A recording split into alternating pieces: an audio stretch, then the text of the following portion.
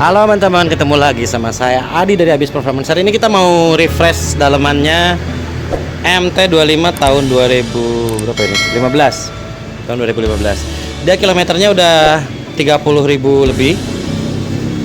Kita lihat kondisi dalamannya udah 30.000 ini kayak apa sih? Kalau dari segi performa mungkin motor nggak rusak, nggak, cuman dia pasti udah turun kalau udah lewat 30.000. Jadi nggak sekencang seharusnya lah ya. Apa aja sih bagian yang biasanya kita ganti kalau udah masuk 30.000? Yang pertama yang udah pasti kita ganti bagian kupling ya. Ini salah satunya ya, kampas kupling kita cek. Kalau yang misalnya sama sekali belum pernah diganti selama 30.000, itu kampas kupling wajib diganti. Nah, ini salah satunya kampas kupling. Terus kita lihat, nah yang pasti piston kit ya.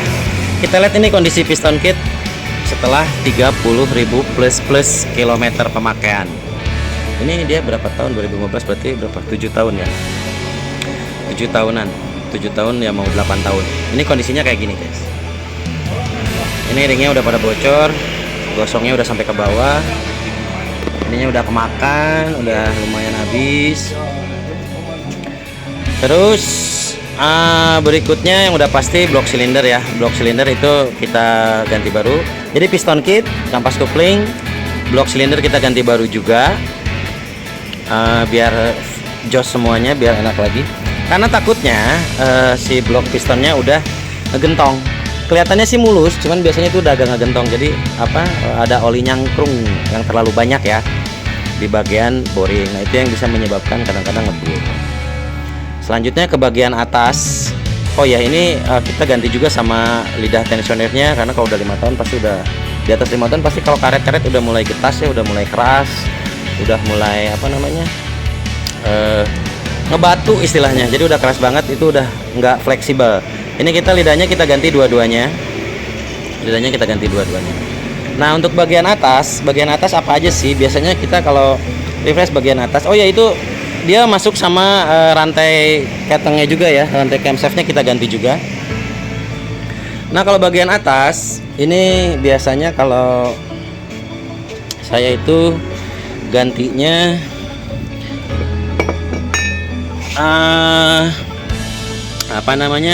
pair clap. Saya biasanya kalau udah 30.000 ini udah saya ganti pasti, karena udah lemes banget, udah nggak enak. Turunnya pun udah bisa sampai 2 milian lah turunnya. Itu udah kurang enak banget, atasnya pasti nggak akan jalan. Selanjutnya klep. Nah kalau klep ini kita dicek. Kalau misalnya kondisi klepnya masih tebal, nggak terlalu mendem, itu kita masih tetap pakai. Cuman kalau misalnya posisi klepnya udah mendem banget, itu pasti kita ganti juga klepnya. Nah seal klep ini otomatis pasti diganti ya, nggak mungkin pakai seal klep yang ini, karena nanti ini headnya kita skir ulang, kita bersihin dalamannya. Ini kan pasti udah, waduh, kotor banget lah ya, udah kotor luar biasa. Ini kita udah pasti skir ulang semuanya.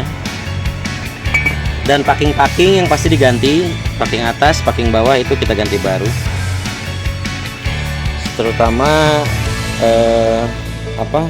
packing bawah sih ya, karena takutnya ada rembes dari bagian bawah. Nah selain itu apalagi, sebenarnya cuma segitu doang sih kalau mau refresh secara total, dibilangnya total ya, karena dengan catatan si kondisi krek as atau stang piston masih bagus.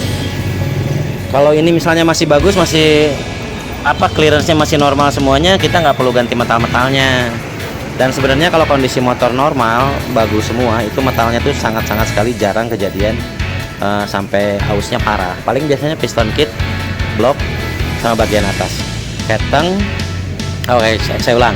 Jadi kalau refresh itu kita mulai dari kampas kupling. Ke bagian kuplingnya kita kampas kupling, piston kit, terus blok silinder, naik ke rantai keteng, lidah tensionernya yang kanan sama yang kiri. Terus kita naik ke atas, kita masuk ke seal klep, pair klep. Kalau klepnya memang udah aus, kita ganti sama klepnya. Nah ini ada beberapa spare part yang udah kita siapin. Ini kita udah ada piston kit. Ini piston kitnya fresh, brand new, original semua. Bentar, takut ketuker. Oh ini mah cap sayap beda. Nah ini kita seal klepnya pakai 1 PA original. Ada gini, 1 PA tuh gantinya bisa pakai 2 2S6 kalau nggak salah yang pakai punyanya MX, cuman beda tipe.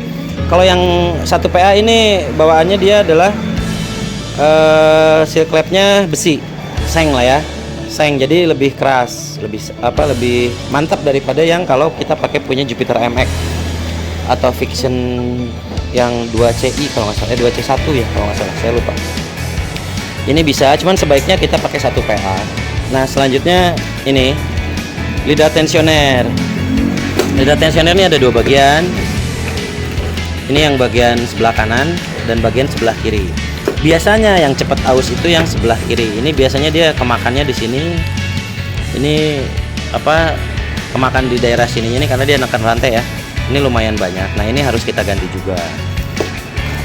Saran saya sih kalau lidah udah lewat 5 tahun sebaiknya diganti sama rantai ketangnya ya. Jangan dipertahanin walaupun dia masih bagus, karena pasti udah getas, pasti udah keras, dan itu yang bikin kadang-kadang motor jadi berisik, ada gemericik gitulah segala macam.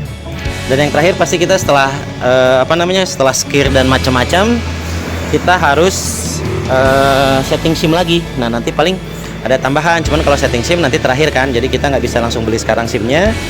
Kita harus setting dulu, kita mau pakai gaps clearance-nya berapa.